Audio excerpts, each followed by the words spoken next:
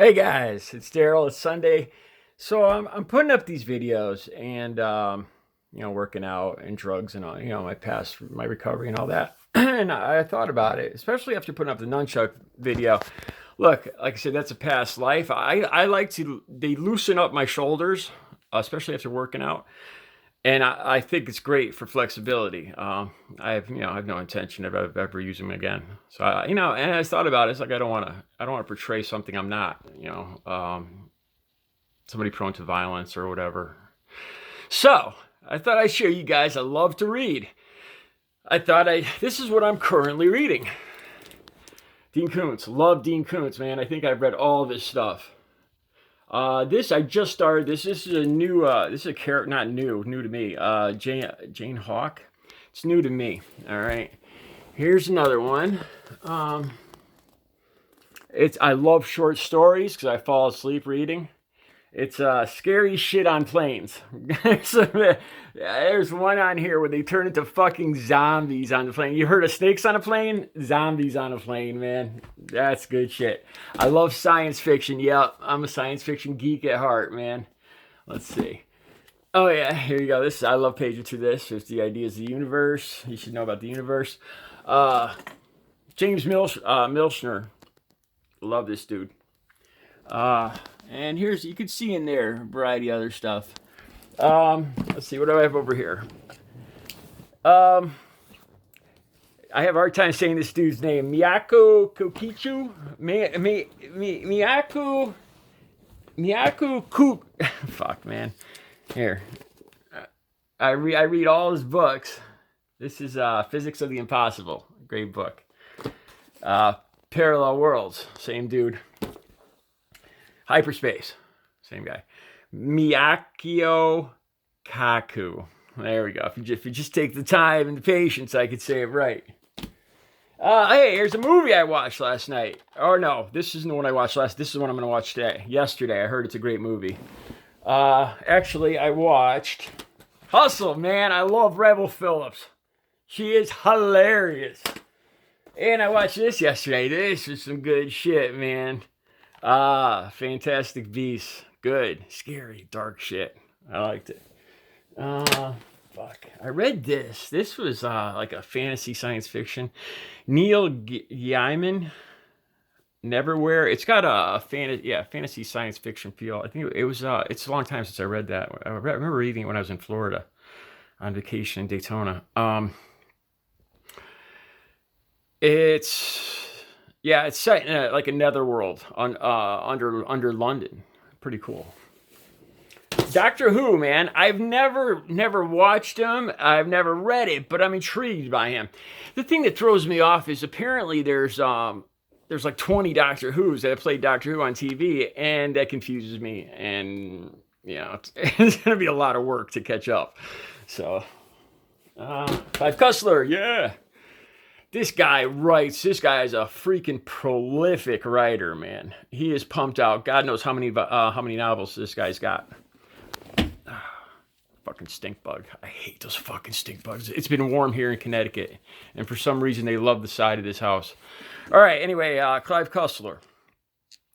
He's got different characters. This is a Fargo adventure. And I tell you the truth, this is another one where I'm kind of confused. You just start to really dig one character. He's got like a James Bond character. And you really start to get into that. And then he pulls out another new guy with a whole nother background, So, I mean, it's great that he's got such an imagination. But, I read a lot and I have a hard time keeping up with this guy. So, yeah. I want to tell you guys another story too. I worked as a draftsman. I went to a couple tech schools. I've always loved drafting. This is back in '84. I worked for two different architects. I was the youngest guy hired. My boss graduated out of Yale. My other boss was out of Syracuse, Brown. I worked with I was in awe, man. I was intimidated, and I was only 21, carrying a briefcase and tie to work and shit. And then as you guys could figure, I started to get involved in drugs and dealing and stuff like that, and I lost everything. And then I got into truck driving. I was still using, but The building industry slowed down, so I got a job driving a truck, Teamsters out of New York City, 917 local, out of Manhattan, delivering magazines and newspapers. I'd go down to White Plains, the Bronx, Pelham Bay. Anyway, I would deliver, and here's the weird thing too. I used to deliver porno to adult bookstores. We had every magazine. We had thousands of magazines in the warehouse. Every title. Then there was I worked my way up. There was only 2 book drivers compared to about 40 magazine drivers, and they saw something in me that I could talk, or I could talk bullshit. And I started delivering books. So from there on, I was known as the book man. And I had a decent van, and all stocked. When I say van, I mean like a big step van. All stocked with every week, every day, stocked with all the bestsellers, hundreds of titles on my truck every day, delivering them to CVS's, Rite Aids, Walgreens, ShopRites, you name it. And man, was that the job for me. And, so I was known as the book man. I've always loved reading. And just a little PS. After 7 years and working my way up through the company, it was a Teamster job. It was very hard to get fired. We had a contract and all that. But if you came up dirty on a drug test or stole, immediate fire. And one day I tossed the dice. I was using cocaine unbelievably. I'm not going to glorify, but a lot. And I came in one morning, sure enough, Daryl, you got a drug test. And they had somebody escort me down. It was all over. I didn't even bother lying. I saw there was guys that went before me that lied. And I lost respect for them. You took the chance. You knew what was going to happen. I knew what was going to happen. I couldn't control myself, and I got busted, and I lost everything. This was back in 95, and I was getting paid almost $40,000 a year, which probably be like $80,000 a year, $90,000 a year right now. I was getting paid good, man. It hurt to lose that job. Still kept on using. I took all my severance pay, 2 weeks worth of severance pay, and went and spent it all on coke. Sat in my room and did it nonstop. That's the one time I thought I was having a heart attack. Pain down my left arm. It's a bad time, man. Bad times. I got another job driving a truck. Failed the drug test. Had it for 2 weeks.